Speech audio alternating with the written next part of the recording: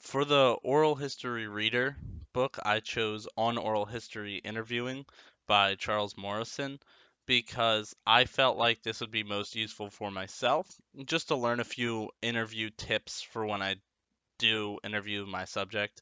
I also feel like it's important for us all to better understand um, how to interview somebody coming from a professional perspective, such as Charles Morrison.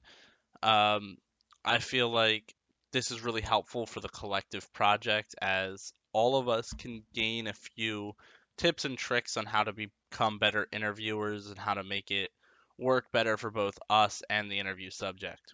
So I'm just going to jump right in.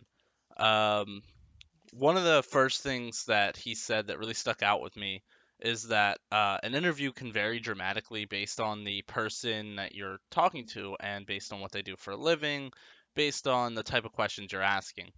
Um, and I think a lot of us are going to experience that depending on the age groups we talk to and the person's experience with COVID 19.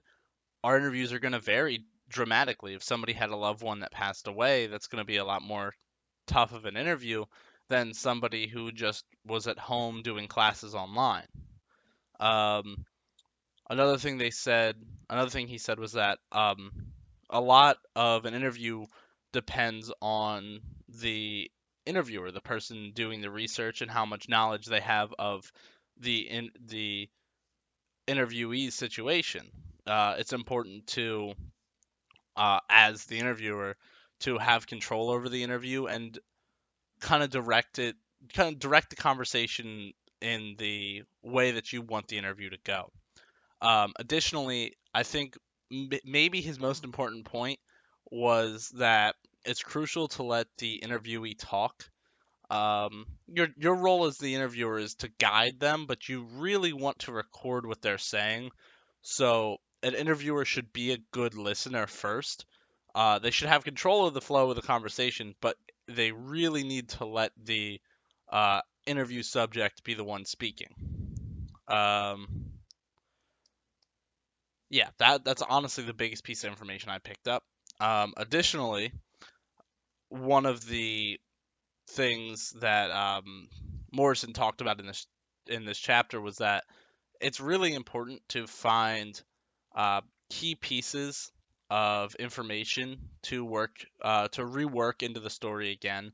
So every few questions, if there's something you want to stress or highlight in your interview, make sure to relate it back to your main point so that you can really stress to the interview subject that this is where you're trying to go. This is what you want them to talk about.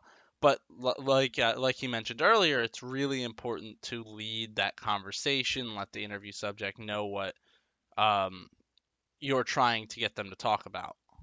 Um, Additionally, I found the section where he talked about open-ended questions to be pretty important. He stressed that you want to use open-ended questions and let the interviewer's response help you build a case or a story um, to go with. You don't want to ask them yes or no questions because that doesn't really give you as much information. Additionally, it's important to make sure what both you mean and what the interview subject means are clarified. He said you don't want to take any more than like two sentences to ask a question. You could start with saying, "What this next question means is XYZ," and then you go ask the question so that as to not confuse them. Also, if the interview subject's answer may be misconstrued, it's important to make sure they can clarify themselves so that what they're saying makes sense and it's what they meant to be saying. Morrison also said to lead with softball questions, basically. You want to start it off a little easier until you get that person more comfortable because being interviewed isn't always the most comfortable situation for people. So if you can lead them off with more softball questions and work to the tougher ones, you'll get more information out of that tougher, hard-hitting question down the road, and that person will be more comfortable sharing information. He also said to repeat important concepts. Like I mentioned earlier, it's important to emphasize the what you find most important. He said and this is one that I think I really took away from one of the most important things he said was that it's important as an interview or not to miss the obvious, which I had to think about a little bit. He explained that yeah, it might be obvious, but those are some of the most important questions, just because you never know what you might get out of that interview subject. It's also just important to make sure everything's asked, everything's on the table. He also said that you can use documents in an interview if that person that you're interviewing doesn't have that great of a memory or the event was from a while ago. It's important to use documents and all that.